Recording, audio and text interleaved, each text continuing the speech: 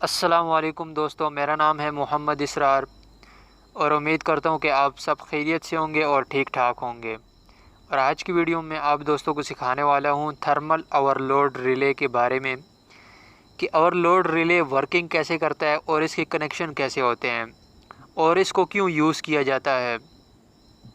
तो वीडियो शुरू करने से पहले अगर आप हमारे चैनल पर न्यू हैं तो चैनल को सब्सक्राइब कर लें और साथ में बेल आइकन को दबाएं ताकि हमारी हर नई वीडियो की अपडेट आप तक पहुंच सके।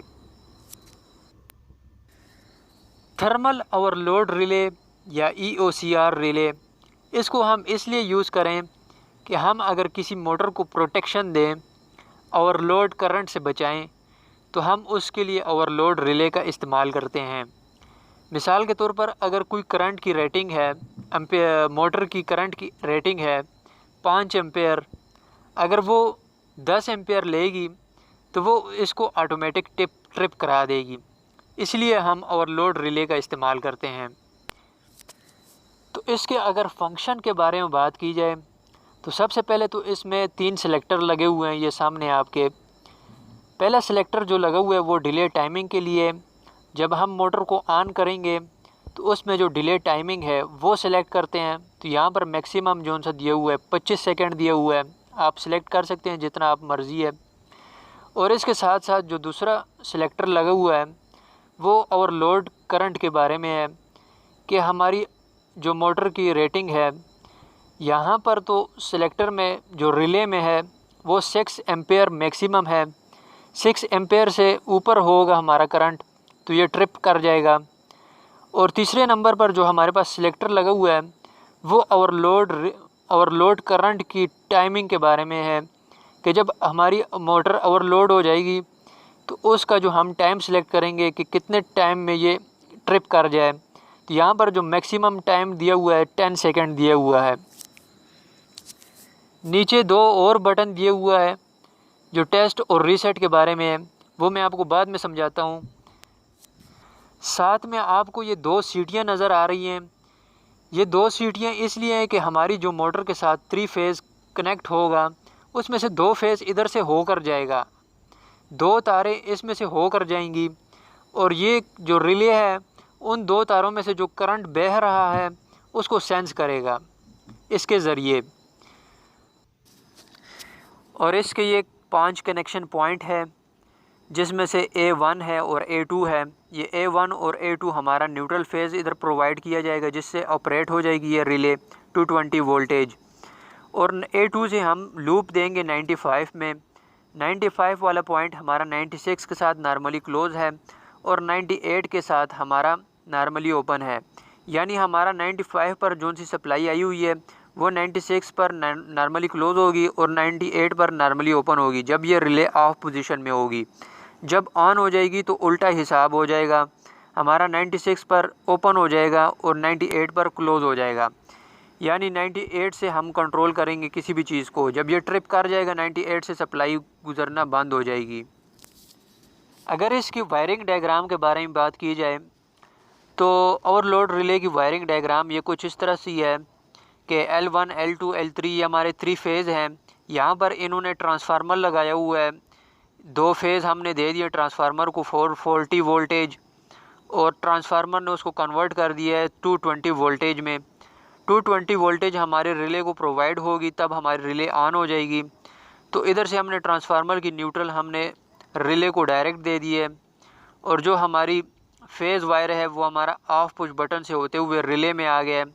और रिले से यही जो हमारा न्यूट्रल है या फेज़ है वो हमारा कंट्रोल हो गया। MC का कॉन्टेक्टर जोन है उसका कॉइल कंट्रोल होगा और जो हमारा ऑन पुश बटन है वहाँ से हमारा फेज़ कंट्रोल होगा या न्यूट्रल कंट्रोल होगा जो हमारे मैग्नेटिक कॉन्टेक्टर के कॉइल पर जाएगा। तो फेज़ हमारा पुश बटन से कंट्रोल होगा और न्यूट्रल हमारा ओवरलोड रिले से कंट्रोल हो जाएगा। इस तरह हमारा मैग्नेटिक कॉन्टेक्टर कंट्रोल हो जाएगा जो हमारे मोटर को लगा होता है। अभी मैं आपको प्रैक्टिकली करके दिखाता हूँ। ये देखें, मैंने जो रिले ओवरलोड रिले उसको मैंने 220 वोल्टेज डायरेक्ट दे दिए, न्यूट्रल फेज़ 220 वोल्टेज। और ये जो साथ में जो पॉइंट है मैंने इसको लूप कर दिया है फेज़ के साथ। फेज़, चाहे आप फेज़ कंट्रोल करें या न्यूट्रल कंट्रोल करें। यहाँ से मैंने लूप करके इसको दे दिए दूसरे पॉइंट को, और ये जो दूसरा पॉइंट है ये हमारे अगले 2 पॉइंटों के साथ नॉर्मली ओपन और क्लोज़ है। जो इससे अगला वाला पॉइंट है वो हमारा नॉर्मली क्लोज़ है। जब रिले ऑफ होगी तो तब इधर से करंट आएगा, और जब रिले ऑन हो जाएगी तो यहाँ से करंट आना बंद हो जाएगा और आगे जाएगा। तो इसी के ज़रिए हम मोटर का कंट्रोल बनाते हैं। अब मैं आपके सामने ये कनेक्शन करके देता हूँ, और मैं इसके ज़रिए एक लैंप को चला के दिखाता हूँ आपको।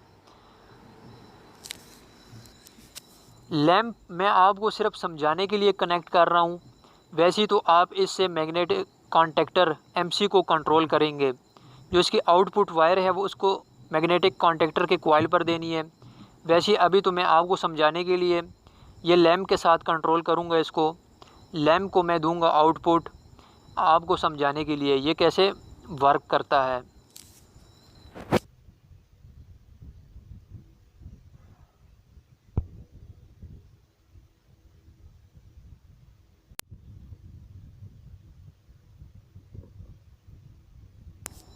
अब ये आप देख सकते हैं कि मैंने कॉन्टेक्ट ओवरलोड रिले को मैंने 220 वोल्ट प्रोवाइड कर दिए हैं, और ये हमारा लैंप ऑन हो गया है।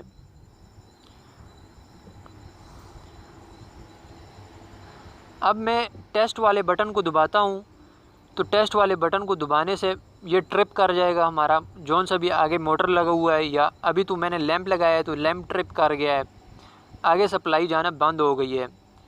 तो टेस्ट वाले बटन के दबाने से हम चेक कर सकते हैं कि ये ओवरलोड रिले काम कर रही है या नहीं।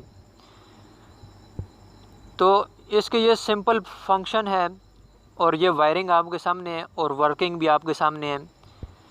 तो उम्मीद करता हूँ कि आज की वीडियो आपको बहुत पसंद आ गई होगी।